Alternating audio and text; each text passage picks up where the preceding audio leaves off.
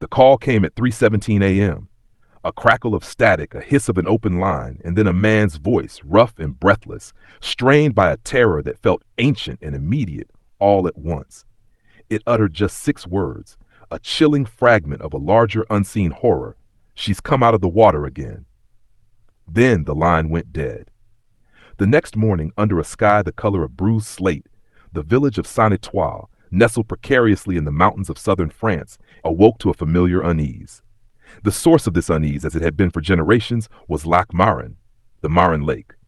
It was a place of profound, almost unnatural stillness, its dark waters reflecting the jagged peaks with a glassy perfection that seemed to hide a terrible depth. But this morning the stillness was broken. Leading from the damp, pebble-strewn shore was a bizarre trail, 2 thin, parallel lines of moisture, as if something impossibly heavy and saturated had been dragged from the lake. The trail snaked its way up the gentle slope, through the gnarled, dew-covered grass, and ended at the heavy oak door of an old, abandoned chapel. The chapel of the Sorrowful Maiden had stood there since the 17th century, a stone sentinel watching over the water. It was derelict, forgotten by time, officially condemned in the late 1800s. Its windows were sealed with thick, weathered planks, the door secured by a rusted iron lock that hadn't been turned in living memory. Yet as the first villagers gathered, a knot of fearful curiosity in their stomachs, they could hear it, a sound from within, a soft rhythmic dripping, and something else, a faint, almost inaudible humming, like a song sung at the very edge of hearing. This story, however, doesn't begin with a 3 a.m. phone call. It begins almost a century earlier, in the sweltering summer of 1924. It begins with a girl named Alice Montroy. Alice was the daughter of the local priest, a quiet, ethereal girl of 17 with hair the color of midnight and eyes that held the same deep, reflective quality as the lake she loved. One August evening, as the full moon cast a silver path across the water, she vanished. A search was mounted. The entire village, armed with lanterns and prayers, combed the woods and the shoreline. They called her name until their throats were raw, the sound swallowed by the oppressive silence of the mountains. They found nothing. Not a footprint, not a torn piece of fabric, nothing. It was as if the lake itself had simply opened its mouth and swallowed her whole. They said that on the day before she disappeared, Alice had been agitated, telling her father she had seen something in the woods by the water's edge, something that wasn't supposed to be there. He had dismissed it as youthful fancy. In the years that followed, Lake Maren became a place of whispered warnings and averted gazes. The story of Alice Montroy fermented into a local legend, a ghost story told to frighten children and keep them from the water after dark. They spoke of the Dame Blanche, the White Lady of the lake. They claimed that on the night of the full moon, a figure would rise from the depths, a woman with long, dark hair that floated around her like a shroud, her white dress clinging to a form that was no longer solid. They said she would walk the path from the shore to the old chapel, a silent, sorrowful pilgrimage, before vanishing through its sealed doors. Most dismissed it as folklore, a tragic tale that had taken on a life of its own. But the fear it inspired was very real. Detective René Ballier received the transfer order on a Tuesday. A veteran of the Gendarmerie Nationale, he was a man forged in the grit and case of Marseille's sprawling metropolis. He was pragmatic, methodical, and had a deep-seated distrust for anything that couldn't be explained by evidence and logic. His superiors called his transfer to the quiet, mountainous region a pre-retirement posting, a reward for a long and distinguished career. René knew it was a polite form of exile after a particularly nasty case involving political corruption had left him burned out and cynical. He didn't believe in legends. He didn't believe in ghosts. But as he drove his Peugeot up the winding mountain roads towards Saint-Étoile, the file on his passenger seat felt unnervingly thick for a simple prank call. The coincidences surrounding Lake Maren were too numerous, too patterned, to be ignored. When his team forced the chapel door, the screech of rusted metal echoed in the damp air. Inside, the scene was one of utter neglect. A century of dust lay in thick blankets on the rotting pews and the crumbling altar. Cobwebs, intricate as lacework, hung from the rafters. The air was heavy with the smell of decay, of damp stone and dead things. It seemed impossible that anyone had been inside for decades. But Rene, his eyes scanning every detail, saw it. There, on the flagstone floor, cutting a stark path through the thickest dust, were the damp patches, and within them, faint but undeniable, were the prints of bare human feet. They were fresh. Rene began his investigation with the locals, a process he found both frustrating and fascinating. Their answers were steeped in generations of folklore, a narrative that defied his linear, fact-based approach. His first official interview was with Arnaud Vergier, the regional forester. Arnaud was a man who looked as if he'd been carved from the very trees he protected, his face a roadmap of wrinkles, his eyes clear and steady. He had worked the forests around Lake Maren for over 40 years. "I am telling you, detective," Arnaud said, his voice low and certain. "I saw her. It was last spring, just after the thaw. There was a mist on the lake, thick as cream." He leaned forward, his gnarled hands gripping the wooden table in his small cabin. She was just standing there, in the middle of it, a woman, long dark hair, a white shift like an old-fashioned nightdress. She didn't seem to see me. She just stood there, looking out over the water. Then she turned and walked towards the chapel. I'm not a young man, but I followed. I thought maybe she was in trouble. By the time I got to the tree line, she was gone, vanished. A hallucination, perhaps? The mist can play tricks on the eyes, Rene suggested, his tone carefully neutral. Arnaud shook his head slowly. I have lived in these mountains my entire life, Detective Ballier. I know the difference between a trick of the light and a woman walking out of a lake where no woman should be. You city folk, you have your concrete and your electric lights. You forget what the world is like when all that goes away, when it's just you, the trees, and the water. There are things here older than any of us. Rene left the forester's cabin with a growing sense of unease. The old man's conviction was unsettling. He retreated to the comforting world of paper and ink, driving to the regional archives in the nearest large town. He wanted facts, not ghost stories. He requested the files on every missing person case associated with the Lake Maren area for the last 100 years. What he found chilled him more than any local legend. It wasn't just Alice Montroy in 1924. The list was horrifyingly long, at least 17 individuals officially documented. Jean-Pierre Dubois, a hiker from Lyon, 1958. Marie Toussaint, a local teenager, 1971. A young couple on their honeymoon, 1988. The pattern was undeniable. Almost every single disappearance occurred within a day of the full moon. But it was the footnotes, the witness testimonies from friends and family, that made the hairs on Rene's arms stand up. In nearly every case in the days leading up to their disappearance, the victim had complained of the same thing.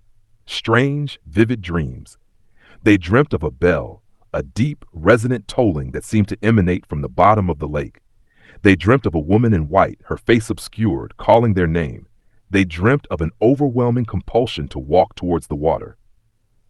Rene, a man of logic, sat in the silent, dusty archive and felt the first true whisper of fear. This wasn't a series of unrelated tragedies. It was a ritual.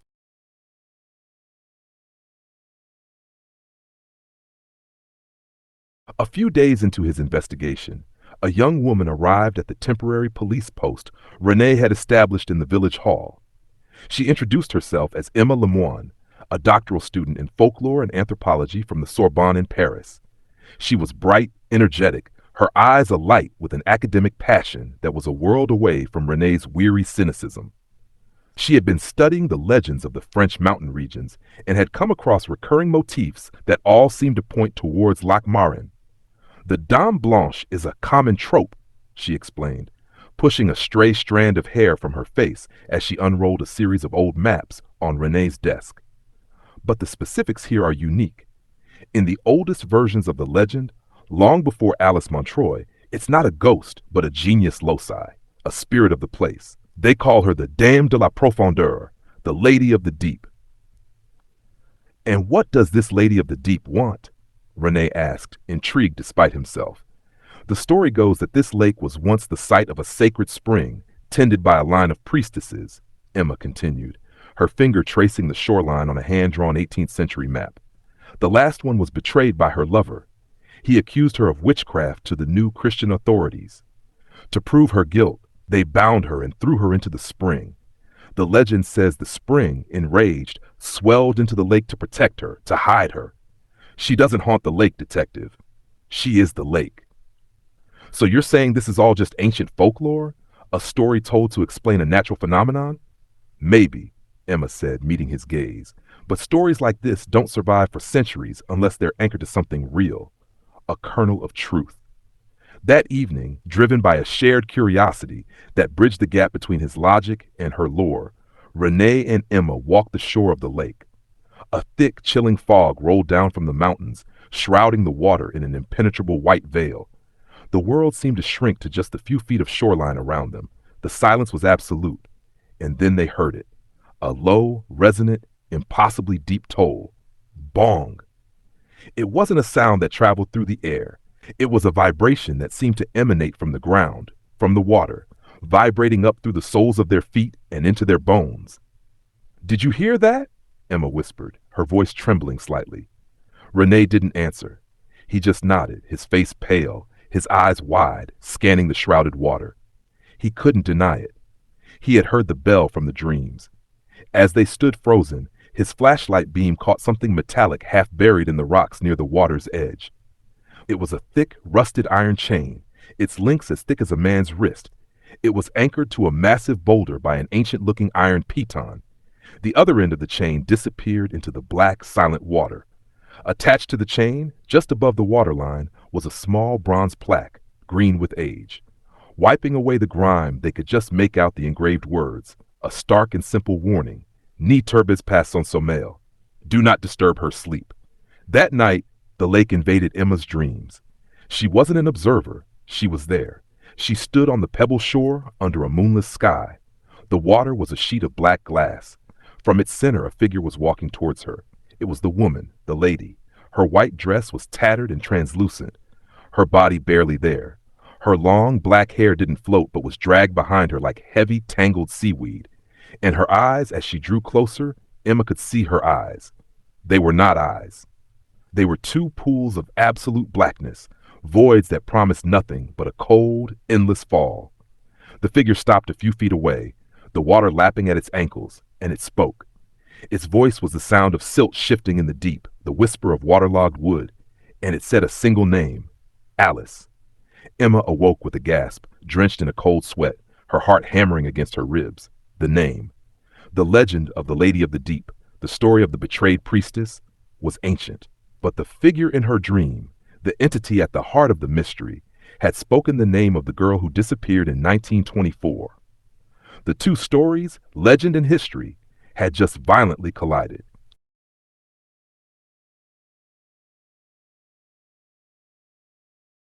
Renee knew he couldn't ignore the physical evidence any longer. The chain, the underwater structure it hinted at. He couldn't send his own men down. They weren't trained for this kind of deep water recovery. So he hired the best professional diver in the region, a cocky, experienced man named Luck.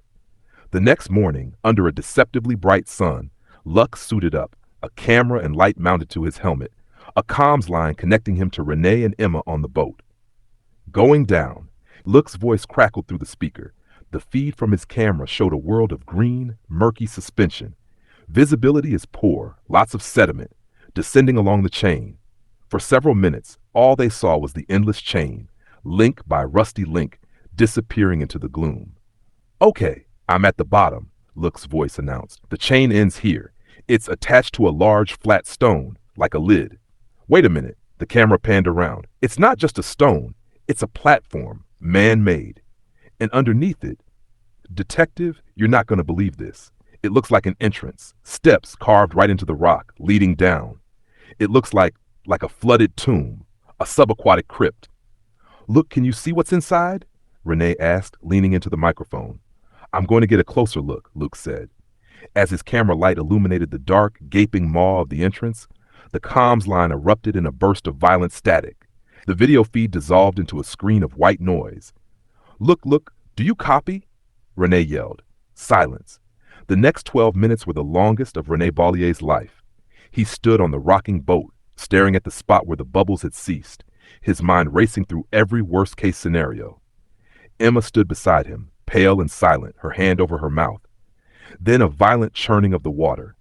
Look burst to the surface, ripping his mask off, gasping for air, his eyes wild with a terror that had nothing to do with a lack of oxygen. They hauled him aboard. He was shaking uncontrollably. "What did you see, Luck? What happened?" Renee demanded. Luck just stared at him, his face ashen. He tried to speak, but only a choked sound came out. Finally, he whispered one sentence, a statement that ended the conversation. "That place, it's not meant for the living." That night the bell tolled again, louder this time, more insistent. It echoed across the valley, and the villagers in Saint-Étoile huddled in their homes, bolting their doors. The next morning, a new horror awaited. On the large, flat stones by the chapel, the ones where the wet tracks always ended, a new message had appeared. It wasn't written. It was carved, etched deep into the ancient rock with something impossibly sharp. The letters were crude, jagged, filled with a cold fury. Alice n'a pas encore achevé son voyage. Alice has not yet completed her journey. The forensic team found no tool marks, no rock dust, no footprints, nothing. It was as if the words had simply willed themselves into the stone. Frantic, Emma spent the day with the local parish records, hoping for a clue, anything. She finally found it, not in an official record, but tucked away in the back of an old ledger, the personal diary of Father Montroy, Alice's father. Most of it was mundane, parish notes and theological musings. But the final entries from the days leading up to his daughter's disappearance in 1924 were a frantic scrawl. The last entry was written the night she vanished. "She sees things not of this world," he wrote, the ink blotted with what could have been tears or rainwater. "She says the water calls to her, that it sings her name in her sleep. She speaks of a woman who waits for her in the depths. I have locked her door. I have prayed to God to shield her from this unholy temptation. But I fear it is not God she hears in the bell's toll, but something ancient and unhallowed. Lord, forgive me, for I fear I have failed to save her soul." The next full moon, Renee and Emma knew they had to be there. They didn't set up a police cordon. This wasn't a police matter anymore. It was a vigil. They sat in Renee's car, parked in the shadows of the trees, the chapel on one side, the vast, moonlit lake on the other. The silence was heavy, expectant. Then, precisely at the apex of the moon's journey across the sky, it began, bong, the deep, soul-shaking toll of the bell. And then they saw it. From the calm, silvered surface of the water, a figure emerged. It rose without a ripple, as if the water itself was presenting it to the world. A white dress, clinging and ethereal. Long, dark hair that floated as if still submerged. Pale skin that seemed to glow in the moonlight. It was her, the Dame Blanche, the Lady of the Lake. She walked slowly, deliberately out of the water and onto the shore, leaving no footprints, making no sound. But she didn't walk towards the chapel. She stopped on the shore, turned and stood, simply stood there, her black, empty eyes fixed directly on them. Renee's hand went to the gun on his hip, a useless, reflexive gesture. But Emma, filled with a strange mixture of terror and resolve, got out of the car. She took a slow, deliberate step forward onto the grass. The figure did not move. It spoke, its voice not a human sound, but a rustling of leaves and a shifting of stones, a voice that carried the cold of the deep. "She is waiting again." "Who?" Emma whispered, her voice barely audible. "Who is waiting?" The figure's black eyes seemed to absorb the moonlight. The one who never left. The next morning, the lake was quiet. The sun shone, the birds sang, and the oppressive atmosphere had lifted, as if a storm had finally broken. There was no sign of the figure, no damp trail. But on the shore, exactly where the apparition had stood, lay a single object, glinting in the morning light. It was an old tarnished silver locket. Renee picked it up. Inside, faded but still legible, was a delicate engraving. Alice. A week later, Detective Rene Ballier submitted his resignation. The official reason was health problems. The unofficial reason was that he had looked into an abyss, and the abyss had looked back, leaving a crack in the foundation of his world that could never be repaired. Emma Lemoine returned to her studies in Paris, but the world of folklore was no longer a purely academic pursuit. Every night she dreamt of dark water, of a tolling bell, and a voice that whispered a name that was not her own. A year passed. Life in Saint-Étoile returned to a semblance of normalcy. The story of Detective Ballier's strange investigation became another layer in the lake's long and mysterious history. The fog rolled in, the seasons turned, and the lake kept its secrets. And then one night in the small, quiet police station in the nearby town of La Grave, the phone rang. It was 3:17 a.m. A junior officer, half asleep, picked it up. He heard a crackle of static and a man's voice, breathless with a terror he could not comprehend. She's come out of the water again. What is the truth behind the mystery of Lake Maren? Is Alice the victim, the monster, or something else entirely? Who is the entity that speaks of her, and what journey has she not yet completed? Write your thoughts and theories in the comments.